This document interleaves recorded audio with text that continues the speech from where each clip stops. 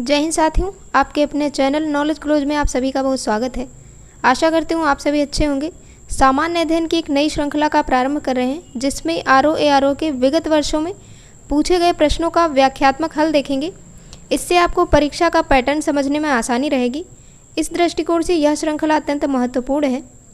GS के 140 प्रश्न पूछे जाते हैं। ये पहला प्रैक्टिस सेट है।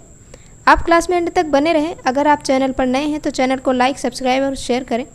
चलिए देखते हैं हमारा पहला सवाल क्या है।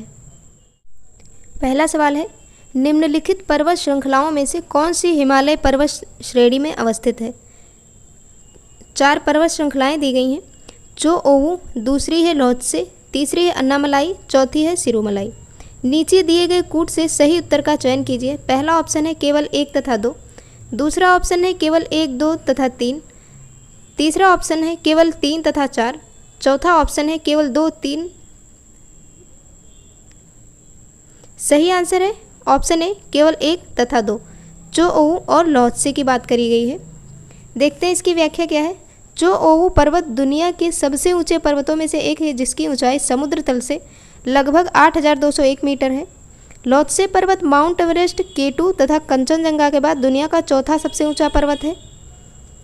यह माउंट एवरेस्ट के दक्षिण में स्थित है, जबकि अन्नामलाई पर्वत श्रृंखला पश्चिमी घाट में और सिरुमलाई पर्वत श्रृंखला तमिलनाडु में स्थित है।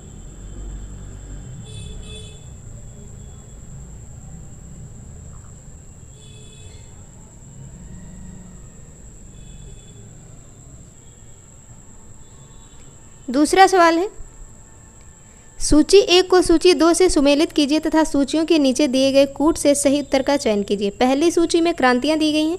दूसरी सूची में संबंधित जो उत्पादन है वो दिए गए हैं।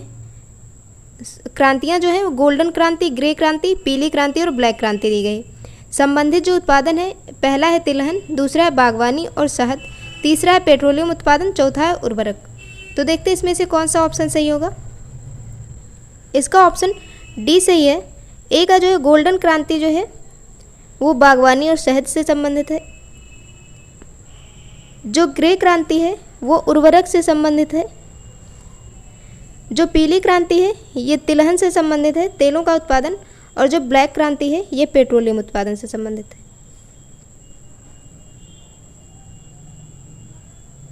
तीसरा सवाल है, भारत की निम्नलिखित पर्वत श्रेणियों को उनकी अवस्थिति के अनुसार उत्तर से दक्षिण क्रम में व्यवस्थित करें।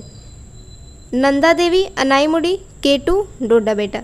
नीचे दिए कूटों में से सही उत्तर का चयन करें। कूट 1 है, ऑप्शन ए है 2, 1, 3, 4, बी है 2, 1, 4, 3, सी है 3, 4, 2, 1, डी है 4, 3, 2, 1। इसका सही आंसर ऑप्शन बी है। पहले नंबर पर आएगा K2 स्थित है लद्दाख में। दूसरे नंबर पर आएगा नंदा देवी स्थित है उत्तराखंड में। तीसरे नंबर पर आएगा डोडा बेटा, ये स्थित है तमिलनाडु में।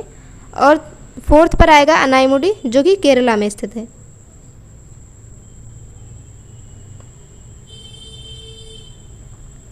चौथा सवाल है, सूची 1 को सूची 2 के साथ सुमेलित कीजिए और सूचियों के नीचे दिए गए कूट का प्रयोग करके सही उत्तर का चयन करें। पहली सूची में हिमालय शिखर दिए गए हैं। दूसरी सूची में राज्य और केंद्र शासित प्रदेश दिए गए हैं। कौन सा शिखर कौन से राज्य या फिर केंद्र शासित प्रदेश में स्थित है ये बताना है। हिमालय शिखर जो है वो K2 है, नंदा देवी है, तारा पहाड़ है, कंचनजंगा है। जो राज्य दिए गए हैं वो हैं उत्तराखंड, लद्दाख, सिक्किम और हिमाचल प्रदेश। तो कंचनजंगा सिक्किम में है, K2 लद्दाख में है, नंदा देवी उत्तराखंड में है और तारा पहाड़ हिमाचल प्रदेश। तो इसका ऑप्शन सही होगा बी।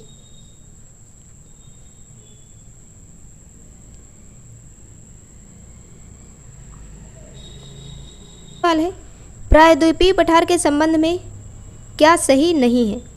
सही नहीं पूछ रहा है इसमें। पहला स्टेटमेंट दिया गया है, इस भूखंड की ऊंचाई लगभग 1000 से 1500 मीटर है। दूसरा स्टेटमेंट दिया गया है, प्रायद्वीपीय की ऊंचाई सामान्यतः पश्चिम से पूर्व की ओर कम होती जाती है। थर्ड स्टेटमेंट दिया गया है, इसके पूर्व में गिर पहाड़ियाँ तथा पश्चिम में राजमहल पहाड़ियाँ स्थित हैं।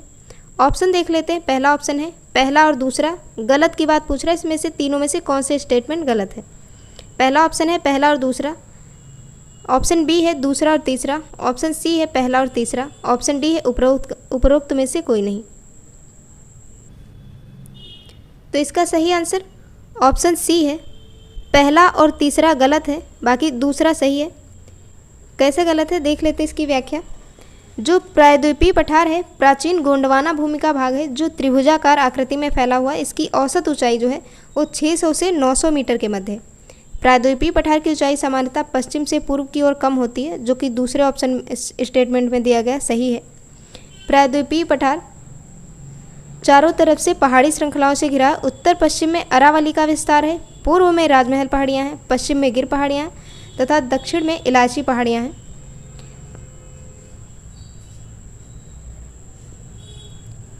छठा सवाल है, कथन दिया गया है और कारण दिया गया है। कथन है भारत के उत्तरी मैदान में जाड़ों में कुछ वर्षा हो जाती है। कारण दिया गया है जाड़े में उत्तर पूर्वी मानसून सक्रिय होते हैं। सही उत्तर का चयन नीचे दिए गए कूट से कीजिए। पहला ऑप्शन है ए और आर दोनों सही हैं तथा आर ए की सही व्याख्या करता है। दूसरा ऑप्शन है ए आर दोनों सही हैं परंतु आर ए की सही व्याख्या नहीं करता है। तीसरा ऑप्शन है ए सही है परंतु आर गलत है। चौथा ऑप्शन है ए गलत है परंतु आर सही है। तो इसका सही जवाब ऑप्शन बी है, ए और आर दोनों सही हैं परंतु आर ए की सही व्याख्या नहीं करता है। कैसे? शीत ऋतु में अनेक चक्रवाती दबाव भूमध्य सागर से पूर्व की ओर चलते हुए भारत के उत्तरी मैदान में पहुंचते हैं। इस क्षेत्र में ये अवदाब थोड़ी मात्रा में वर्षा करते हैं जो गेहूं की फसल के लिए अत्यंत लाभकारी होते हैं। अक्टूबर नवंबर में कोरोमंडल तटों पर वर्षा लौटते हुए मानसून या उत्तर पूर्वी मानसून के कारण होती है, इसलिए आर ए की सही व्याख्या नहीं करता है। दोनों कथन और कारण दोनों सही हैं। सातवां सवाल है, नीचे दो वक्तव्य दिए गए हैं जिनमें से एक को कथन ए और दूसरे को कारण आर कहा गया है। कथन क्या है? गंगा के मैदान में यदि कोई पश्चिम और उत्तर पश्चिम को चले तो मानसूनी वर्षा घटती हुई मिलेगी। कारण दिया गया है गंगा के मैदान में कोई ज्यों ज्यों ऊपर बढ़ता जाएगा आर्द्रताधारी मानसूनी पवन और ऊंची हो जाती मिलेगी। ऊपर के दोनों वक्तव्यों के संदर्भ में निम्नलिखित में से कौन सा सही है? ऑप्शन ए है ए और आर दोनों सही हैं, ए की सही व्याख्या आर करता है। बी है ए तथा आर दोनों सही हैं परंतु ए की सही व्याख्या आर नहीं करता। सी है ए सही है आर गलत है। डी है ए गलत है आर सही है। तो इसका सही आंसर ऑप्शन ए है, ए और आर दोनों सही हैं और ए की सही व्याख्या आर करता है। निम्नलिखित कथनों में से कौन सा सही है? पहला स्टेटमेंट दिया गया है रामगंगा नदी कन्नौज के पास गंगा नदी में मिलती है। दूसरा स्टेटमेंट है बेतवा नदी प्रयागराज के पास यमुना नदी में मिलती है। नीचे दिए गए कूट से सही उत्तर चुनिए। पहला ऑप्शन है केवल दूसरा सही। दूसरा ऑप्शन है ना तो एक सही ना तो दो सही। तीसरा ऑप्शन है केवल एक सही। चौथा ऑप्शन है एक और दो दोनों सही। सही आंसर है इसका ऑप्शन सी, केवल पहला सही है, दूसरा गलत है। क्यों गलत है देखते हैं। बेतवा नदी प्रयागराज के पास नहीं बल्कि हमीरपुर के पास यमुना नदी में मिलती है, इसलिए दूसरा कथन गलत है। क्वेश्चन नंबर 9 है, निम्न वक्तव्यों पर विचार कीजिए तथा सही उत्तर का चयन कीजिए। कथन ए है हिमालय से निकलने वाली सभी नदियां सतत वाहिनी हैं, जिन्हें सदा नीरा नदियां कहते हैं। कारण आर है हिमालय अपनी वर्षा का अधिकांश दक्षिण पश्चिमी मानसून से प्राप्त करते हैं। कूट दिया गया है। पहला ऑप्शन है ए तथा आर दोनों सही हैं, आर ए की सही व्याख्या करता है।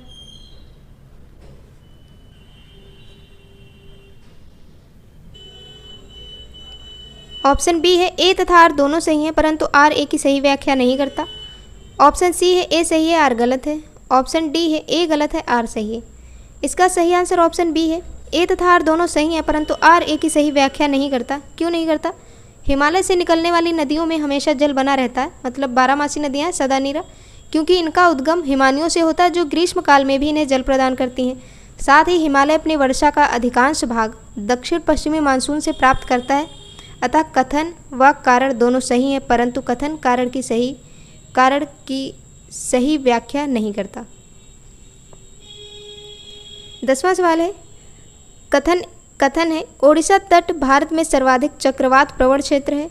कारण आर है महानदी डेल्टा क्षेत्र में भारी मात्रा में मैंग्रोव का निर्वनीकरण हुआ है। ऑप्शन देखते हैं इसके। ए तथा आर दोनों सही हैं, परंतु आर ए की सही व्याख्या नहीं करता, सही व्याख्या करता है। ऑप्शन बी है ए तथा आर दोनों सही हैं, परंतु आर ए की सही व्याख्या नहीं करता है। सी ऑप्शन है ए सही है, आर गलत है। डी ऑप्शन है ए गलत है, आर सही है। इसका सही आंसर ऑप्शन बी है, ए तथा आर दोनों सही हैं, परंतु आर ए की सही व्याख्या नहीं करता है।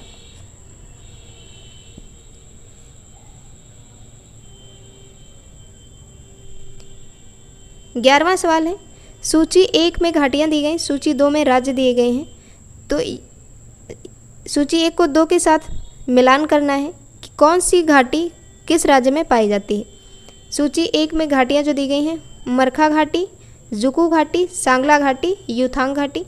राज्य दिए गए हैं सिक्किम, हिमाचल प्रदेश, लद्दाख और नागालैंड।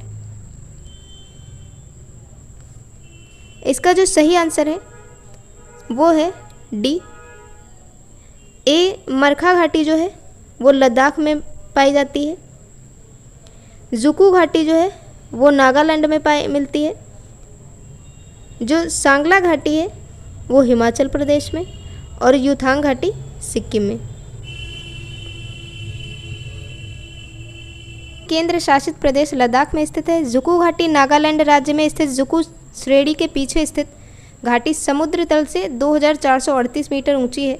यह नागालैंड और मणिपुर के बॉर्डर पर स्थित है। सांगला घाटी हिमाचल प्रदेश के किन्नौर जिले में स्थित है और युथांग घाटी सिक्किम की राजधानी गैंगटोक से 149 किलोमीटर की दूरी पर स्थित है। इसे गर्म झरने के नाम से भी जाना जाता है युथांग घाटी को। 12वां सवाल है, सूची 1 को सूची 2 के साथ सुमेलित कीजिए और सूचियों के नीचे दिए गए कूट का प्रयोग करके सही उत्तर चुनिए। पहली सूची में झील दी गई है, दूसरी सूची में झीलों के प्रकार दिए गए हैं। झीलें कौन कौन सी हैं? अष्टमुदी कयल, हिमायत सागर, डल झील, सोंगमो झील। जो झीलों के प्रकार दिए गए हैं वो हैं अवशिष्ट मीठा पानी, लैगून, हिमनदीय और कृत्रिम मीठा पानी। तो देखते हैं, जो अष्टमुडी कयल है केरल में मिलती है और ये लैगून झील है, दूसरे के साथ मिलेगा।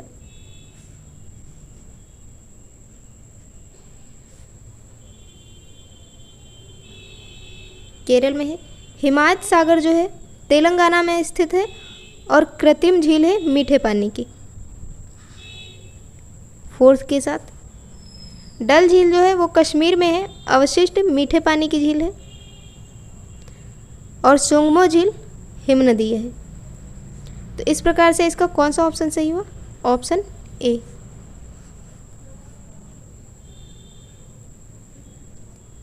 तेरहवां सवाल है, भारत में वर्षा के बारे में निम्नलिखित कथनों में से कौन सा सही है? पहला स्टेटमेंट है, भारत में अधिकांश वर्षा दक्षिण पश्चिमी मानसून के कारण होती है। दूसरा स्टेटमेंट है, दक्षिण भारत में वर्षा पूर्वी घाटों से दूर घटती जाती है। ऑप्शन दिए गए हैं, केवल पहला सही, दूसरा ऑप्शन है केवल 2 सही, तीसरा ऑप्शन है 1 और 2 दोनों सही, चौथा ऑप्शन है ना तो 1 सही ना तो 2 सही। इसका सही आंसर ऑप्शन सी है, 1 और 2 दोनों सही हैं। भारत में अधिकतर वर्षा दक्षिण पश्चिमी मानसून के द्वारा होती है। दक्षिण भारत में वर्षा पूर्वी घाटों से दूर घटती जाती है। विश्व भर में सर्वाधिक वर्षा प्राप्त करने वाला स्थान मासिनराम मेघालय में जो स्थित है, 1145 सेंटीमीटर की वर्षा होती है वहाँ पर। क्वेश्चन नंबर 14 है, भारत में दक्षिणी पश्चिमी मानसून के अंतर्वाह के संदर्भ में निम्नलिखित कथनों पर विचार कीजिए। पहला स्टेटमेंट है, पंजाब एवं निकटवर्ती हिमालय के क्षेत्रों में अरब सागर की शाखा बंगाल की खाड़ी की शाखा में मिल जाती है। दूसरा स्टेटमेंट है, विराम अथवा शुष्क मौसम की अवधियां दक्षिण पश्चिमी मानसून की विशेषताएं नहीं हैं। उपर्युक्त कथनों में से कौन सा सही है? पहला ऑप्शन है केवल 1, दूसरा ऑप्शन है केवल 2, तीसरा ऑप्शन है 1 और 2 दोनों, चौथा ऑप्शन है ना तो 1 ना तो 2। इसका सही आंसर है ऑप्शन ए। पंजाब एवं निकटवर्ती हिमालय के क्षेत्रों में अरब सागर की शाखा बंगाल की खाड़ी की शाखा में मिल जाती है।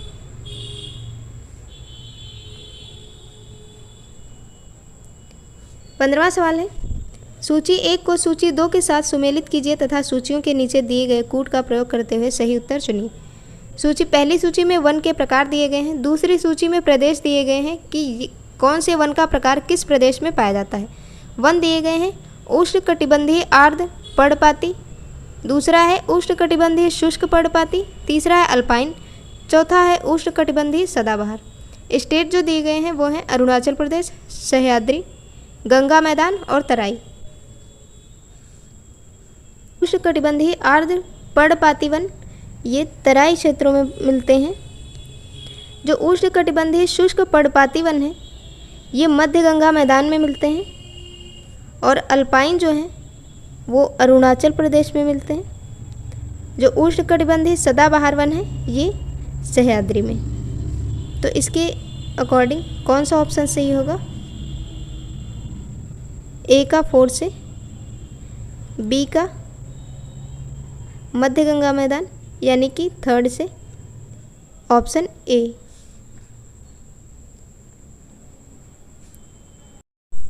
16वां सवाल है, निम्न प्रश्न में 2 उक्तियां दी गई हैं जिनमें से एक को कथन ए तथा दूसरे को कारण आर से निरूपित किया गया है। ध्यानपूर्वक इन उक्तियों का परीक्षण कीजिए तथा नीचे दिए गए कूटों का उपयोग करते हुए सही उत्तर का चयन कीजिए। कथन ए दिया गया है, भारत में पश्चिमी तट की तुलना में पूर्वी तट में धान का उत्पादन अधिक होता है। कारण दिया गया है, भारत के पूर्वी तट पर पश्चिमी तट की तुलना में अधिक वर्षा होती है। कूट देख लेते हैं। ऑप्शन ए है, ए तथा आर दोनों सही हैं और आर ए की सही व्याख्या करता है। ऑप्शन बी है, ए और आर दोनों सही हैं लेकिन आर ए की सही व्याख्या नहीं करता है। तीसरा ऑप्शन है, ए सही है आर गलत है। चौथा ऑप्शन है, ए और आर दोनों ही गलत हैं। तो इसका सही आंसर जो है वो ऑप्शन सी है, ए सही है तथा आर गलत है। भारत में पश्चिमी तट की तुलना में पूर्वी तट में धान का उत्पादन अधिक होता है। भारत के पूर्वी तट पर पश्चिमी तट की तुलना में कम वर्षा होती है, इसलिए ये कारण गलत है।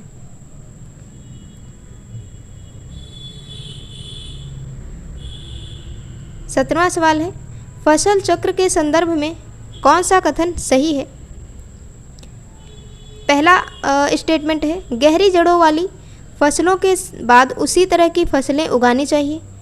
दूसरा स्टेटमेंट है, फलीदार फसल के बाद बिना फली वाली फसल लेनी चाहिए। नीचे दिए गए कूट का प्रयोग करते हुए सही उत्तर का चयन कीजिए। पहला ऑप्शन है केवल पहला सही, दूसरा ऑप्शन है केवल दूसरा सही, तीसरा ऑप्शन है 1 और 2 दोनों सही हैं, चौथा ऑप्शन है ना तो 1 सही है ना तो 2 सही है। तो सही आंसर है ऑप्शन सी, 1 और 2 दोनों सही है। गहरी जड़ों वाली फसलों के बाद उसी तरह की फसलें उगानी चाहिए और फलीदार फसल के बाद बिना फली वाली फसल लेनी चाहिए।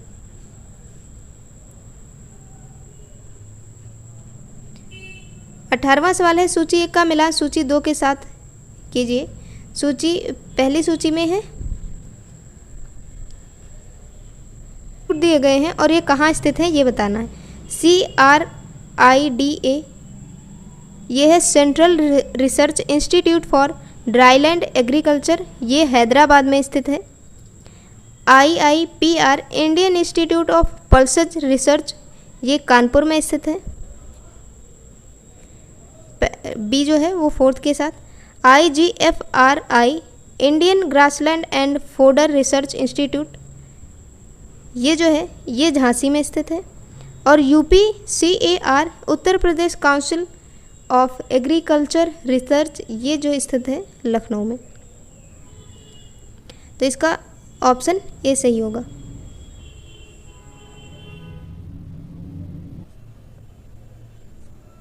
उन्नीसवां सवाल है, कॉलम 1 में दी गई स्लैश एंड बर्न कृषि का कॉलम 2 में दिए गए राज्य क्षेत्र से सुमेलित कीजिए। ये कृषि के प्रकार दिए गए हैं, किस राज्य से या फिर क्षेत्र से बिलोंग करती हैं ये बताना है। झूमिंग है, खिल है, ब्रिंग, बरिंगा भी कहते हैं, वालरे है। क्षेत्र दिए गए हैं और राज्य ओडिशा है, दक्षिण पूर्वी राजस्थान, उत्तर पूर्वी क्षेत्र और हिमालय पट्टी। जो झूमिंग की खेती है वो उत्तर पूर्वी क्षेत्र से संबंधित है, उत्तर पूर्वी क्षेत्र में की जाती है। जो खिल है ये हिमालय पट्टी में की जाती है और ब्रिंगा, बरिंगा जिसे कहते हैं, ये ओडिशा में और वालरे दक्षिण पूर्वी राजस्थान की है। इस प्रकार इसका ऑप्शन बी सही होगा।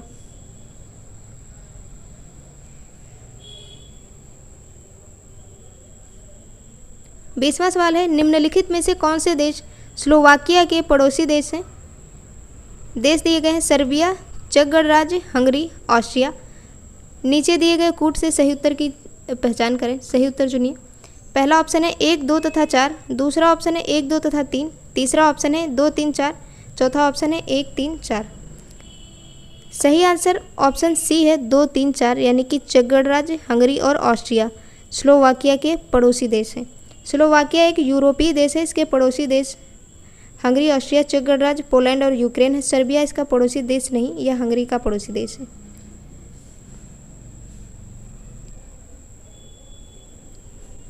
क्वेश्चन नंबर 21 है, सूची 1 को सूची 2 के साथ सुमेलित कीजिए तथा सूची के नीचे दिए गए कूट से सही उत्तर का चयन कीजिए। देश दिए गए हैं, उनकी राजधानियाँ दी गई हैं। देश है स्लोवाकिया, बुल्गारिया, रोमानिया और हंगरी। राजधानियाँ दी गई हैं ब्रातिस्लावा, बुखारेस्ट, सोफिया और बुडापेस्ट। हंगरी की राजधानी है बुडापेस्ट। स्लोवाकिया की राजधानी है ब्रातिस्लावा, बुल्गारिया की है सोफिया और रोमानिया की है बुखारेस्ट। तो इसका सही आंसर है ऑप्शन ए।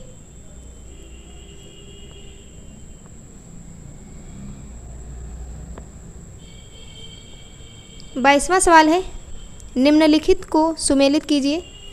अंध महाद्वीप, विश्व की छत, ये कौन से देश में पाए जाते हैं या फिर किस लिए फेमस है, ये बताना है। विश्व की छत किसे कहते हैं? हजारों झीलों का देश कौन सा है? मोतियों का द्वीप कौन सा है? और दूसरी सूची में दिया गया है फिनलैंड, बहरीन, अफ्रीका और पामीर। पामीर विश्व की छत पामीर को कहा जाता है। अंध महाद्वीप अफ्रीका, हजारों झीलों का देश जो है वो है फिनलैंड और मोतियों का द्वीप बहरीन। इस प्रकार इसका सही आंसर ऑप्शन बी होगा। क्वेश्चन नंबर 23 है, निम्नलिखित कथनों पर विचार कीजिए। पहला स्टेटमेंट है कोयला अवसादी शैल है। दूसरा स्टेटमेंट है बेसाल्ट अग्नेय शैल है।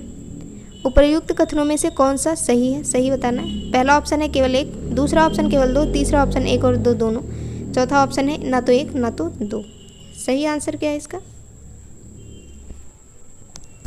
सही आंसर है ऑप्शन सी, 1 और 2 दोनों सही हैं। कोयला अवसादी शैल है, बेसाल्ट अग्नेय शैल है। 24वां सवाल है, सूची 1 को सूची 2 से सुमेलित कीजिए और सूचियों के नीचे दिए गए कूट का प्रयोग करके सही उत्तर का चयन करें। पहली सूची में उच्चतम शिखर दिए गए हैं, दूसरी सूची में देश दिए गए हैं कि कौन सा शिखर कौन से देश में स्थित है।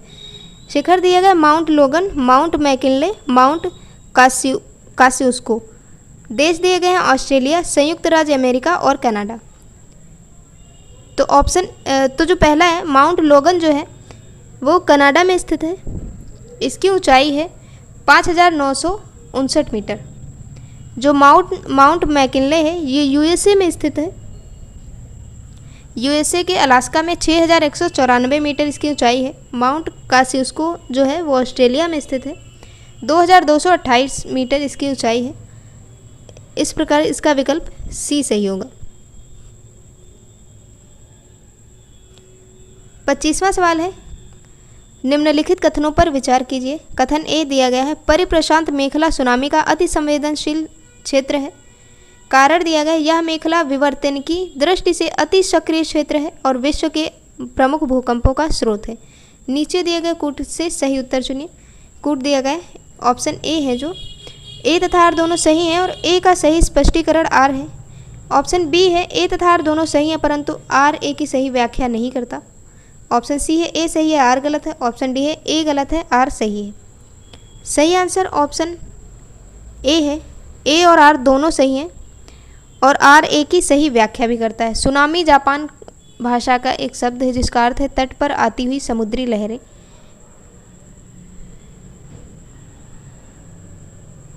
सुनामी लहरों की दृष्टि से प्रशांत महासागर सबसे खतरनाक स्थिति में है। महासागरीय प्लेटों के अभिसरण क्षेत्र में ये सर्वाधिक शक्तिशाली होती है। परिप्रशांत मेखला विवर्तन की दृष्टि से अति सक्रिय क्षेत्र है और विश्व के प्रमुख भूकंपों का स्रोत है। 26वां सवाल है, निम्नलिखित नदियों पर विचार कीजिए।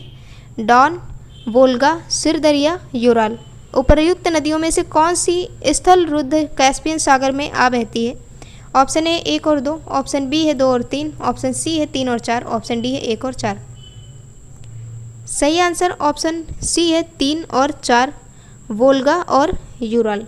वोल्गा तथा यूराल नदियां स्थल रुद्ध कैस्पियन सागर में गिरती हैं, जबकि डॉन नदी काला सागर में गिरती है और सरदरिया जो है वो अरल झील में गिरती है। 27वां सवाल है, सूची 1 को सूची 2 से सुमेलित कीजिए और सूचियों के नीचे दिए गए कूट का प्रयोग करके सही उत्तर का चयन करिए। नदियां दी गई हैं और नगर दिए गए हैं। कौन सी नदी किस नगर में बहती है? स्प्री नदी, राइन, सीन, एल्ब। नगर दिए गए हैं बॉन, हैम्बर्ग, पेरिस और बर्लिन। जो स्प्री नदी है बर्लिन में, राइन नदी बॉन में, सीन नदी पेरिस में, एल्ब नदी हैम्बर्ग में। तो सही आंसर ऑप्शन बी है। 28वां सवाल है, निम्नलिखित कथनों पर विचार कीजिए। कथन 1 है, ग्रीष्म में महाद्वीपों और महासागरों के बीच तापमान विपर्याप्तता शीत ऋतु की अपेक्षा अधिक होती है। कथन 2 है, जल की विशिष्ट ऊष्मा भूपृष्ठ की विशिष्ट ऊष्मा की अपेक्षा अधिक होती है। उपर्युक्त कथनों के बारे में निम्नलिखित में से कौन सा कथन सही है? कथन 2 दोनों सही हैं तथा कथन 2 कथन 1 की सही व्याख्या करता है। दूसरा ऑप्शन है, कथन 1 कथन 2 दोनों सही हैं तथा कथन 2 कथन 1 की सही व्याख्या नहीं करता है। तीसरा ऑप्शन है, कथन 1 सही है परंतु कथन 2 गलत है। चौथा ऑप्शन है, कथन 1 गलत है परंतु कथन 2 सही है। सही आंसर है ऑप्शन बी, कथन 1 सही है और कथन 1 और 2 दोनों सही हैं, लेकिन कथन 2 कथन 1 की सही व्याख्या नहीं करता है। पृथ्वी जल और स्थल 2 क्षेत्रों में बटी हुई। दोनों क्षेत्रों में मौसम के अनुसार ताप में अंतर पाया जाता है। सर्दियों की तुलना में गर्मियों में महाद्वीप यानी कि जो स्थल है वो महासागर यानी कि जल के बीच अधिक तापांतर पाया जाता है, क्योंकि महासागर धीरे धीरे और स्थल तेजी से गर्म और तेजी से ठंडा होता है। जल की विशिष्ट ऊष्मा भूमि की तुलना में अधिक होती है। क्वेश्चन नंबर 29 है, हाल के वर्षों में मानव गतिविधियों के कारण वायुमंडल में कार्बन डाइऑक्साइड की सांद्रता में बढ़ोतरी हुई है, किंतु उसमें से बहुत सी वायुमंडल के निचले भाग में नहीं रहती, क्योंकि पहला स्टेटमेंट दिया गया वह बाह्य समतापमंडल में पलायन कर जाती है। दूसरा स्टेटमेंट है, समुद्रों में पादप प्लवक प्रकाश संश्लेषण कर लेते हैं। तीसरा स्टेटमेंट है, ध्रुवीय बर्फ छत्रक वायु का प्रग्रहण कर लेते हैं। उपर्युक्त में से कौन सा या कौन से कथन सही है? पहला ऑप्शन है 1 और 2, दूसरा ऑप्शन है केवल 2, तीसरा ऑप्शन है 2 और 3, चौथा ऑप्शन है केवल 3। तो इसका सही आंसर है ऑप्शन बी, केवल दूसरा सही है। समुद्रों में पादप प्लवक प्रकाश संश्लेषण कर लेते हैं।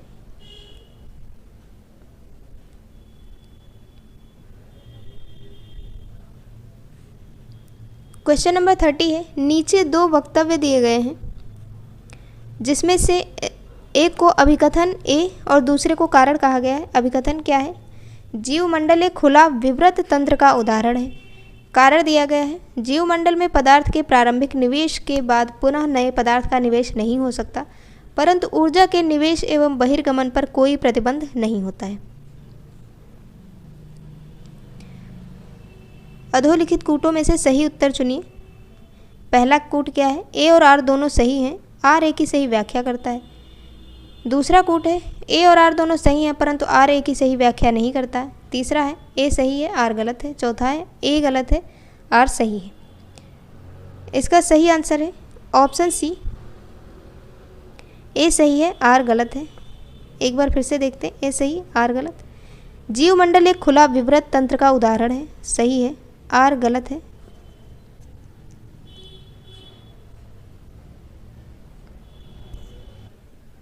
जैवमंडल के अंतर्गत समस्त जैविक व अजैविक घटकों को शामिल किया गया है। जैवमंडल का निर्माण वायुमंडल, स्थलमंडल और जलमंडल से निर्मित होता है।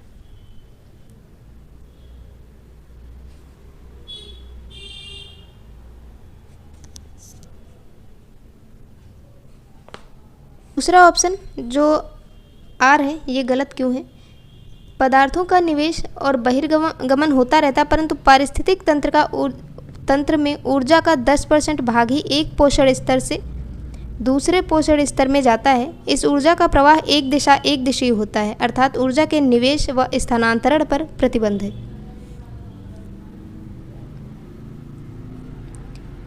क्वेश्चन नंबर 31 है, सूची 1 को सूची 2 से सुमेलित कीजिए तथा सूचियों के नीचे दिए गए कूट का सही उत्तर का चयन कीजिए। जैवमंडल दिया गया है, अवस्थिति दी गई है। जैवमंडल कौन सा, किस प्रदेश में, किस राज्य में पाया जाता है? सिमलीपाल, पंचमढ़ी, नंदा देवी, नोकरेक। राज्य दिए गए हैं उत्तराखंड, मेघालय, मध्य प्रदेश और उड़ीसा। तो सिमलीपाल जो है उड़ीसा में, पंचमढ़ी मध्य प्रदेश में, नंदा देवी उत्तराखंड में, नोकरेक मेघालय में। सही आंसर कौन सा है? Option B. क्वेश्चन नंबर 32 है, सूची 1 को सूची 2 के साथ सुमेलित कीजिए। पहली सूची में हरित पादप, पशु परजीवी, पादप परजीवी, कवक यानी कि फंगी। दूसरी सूची में दिए गए हैं कि ये हैं क्या? अपघटक, प्राथमिक उपभोक्ता, द्वितीयक उपभोक्ता या फिर उत्पादक। तो जो हरित पादप होते हैं ये उत्पादक होते हैं, पशु परजीवी जो हैं ये द्वितीयक उपभोक्ता होते हैं, पादप परजीवी प्राथमिक उपभोक्ता होते हैं और कवक जो हैं वो अपघटक होते हैं। कौन सा ऑप्शन सही होना चाहिए? Option A. क्वेश्चन नंबर 33 है, कथन ए है, जाड़े की ऋतु में दिल्ली में वायु प्रदूषण उच्च स्तर पर रहता है। कारण है मोटर गाड़ियों में दहन प्रक्रिया जाड़े में बढ़ जाती है। निम्न कूट से सही उत्तर का चयन कीजिए। ऑप्शन देखते क्या है। पहला ऑप्शन है, दोनों ए और आर दोनों सही हैं, लेकिन आर ए की सही व्याख्या करता है। दूसरा है, आर और ए दोनों सही हैं, लेकिन आर ए की सही व्याख्या नहीं करता। सी ऑप्शन है, ए सही है आर गलत है। डी ऑप्शन है, ए गलत है आर सही है। सही आंसर सी है, ए सही है आर गलत है। देखते हैं क्यों।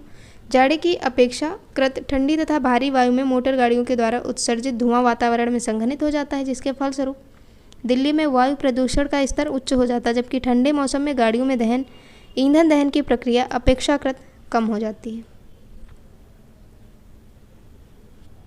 क्वेश्चन नंबर 34 है, निम्नलिखित कथनों पर विचार कीजिए। पहला स्टेटमेंट है, कृषि मृदाएं पर्यावरण में नाइट्रोजन के ऑक्साइड निर्मुक्त करती हैं। दूसरा स्टेटमेंट है, मवेशी पर्यावरण में अमोनिया निर्मुक्त करते हैं।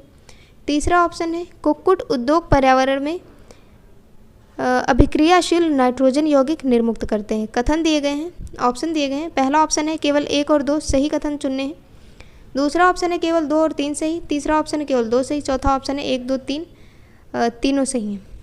तो सही आंसर है ऑप्शन डी, 1, 2, 3 तीनों सही हैं। कृषि मृदाएं पर्यावरण में नाइट्रोजन के ऑक्साइड निर्मुक्त करती हैं, मवेशी पर्यावरण में अमोनिया निर्मुक्त करते हैं, कुक्कुट उद्योग भी पर्यावरण में अभिक्रियाशील नाइट्रोजन यौगिक निर्मुक्त करते हैं। तीनों सही हैं। क्वेश्चन नंबर 35 है, निम्नलिखित युग्मों में से कौन सा है जो सही सुमेलित है? बायोस्फीयर रिजर्व पहला ऑप्शन है, बायोस्फीयर रिजर्व एडवर्ड सुएज। दूसरा है इकोसिस्टम एपीडी कंडोल। तीसरा इकोलॉजी एजी टांसले। डी है जैव विविधता रीटर। सही आंसर है option A, biosphere reserve Edward Suez. बाकी गलत क्यों है देख लेते, किसका मिलान किससे होना चाहिए। इकोसिस्टम जो है एजी टेंसले से संबंधित है। इकोलॉजी जो है अर्नेस्ट हैकेल ने किया था इसकी खोज, इसके बारे में जो बताया है। जैव विविधता वाल्टर जी रोजन ने, इसलिए पहला ऑप्शन सही है। तो ये थी हमारी आज की क्लास, जिसमें हमने 35 क्वेश्चन कवर किए हैं। अगली क्लास में हम 35 क्वेश्चन और लेकर आएंगे और इस प्रकार से जो पहला प्रैक्टिस सेट है वो 4 क्लास में कंप्लीट हो जाएगा। अगर आपने क्लास एंड तक देखी है तो कृपया चैनल को लाइक, सब्सक्राइब और शेयर करें। Thank you so much.